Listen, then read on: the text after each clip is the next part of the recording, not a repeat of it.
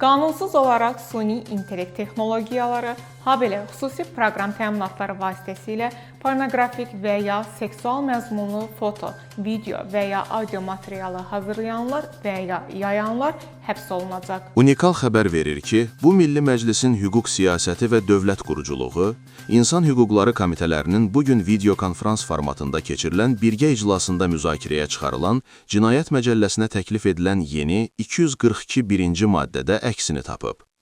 Layihəyə əsasən, şəxsin razılığı olmadan, onun görüntüsündən və ya səsindən istifadə etməklə süni intellekt texnologiyaları, habelə xüsusi proqram təminatları vasitəsilə pornoqrafik və ya seksual məzmunlu foto, video və ya audio materialları hazırlama və ya həmin materialları mediada, kütləvi nümayiş etdirildiyi halda internet informasiya ehtiyatlarında və ya informasiya telekommunikasiya şəbəkələrində yayma 3 ildən 7 ilədək müddətə azadlıqdan məhrum etməklə cəzalandırılacaq.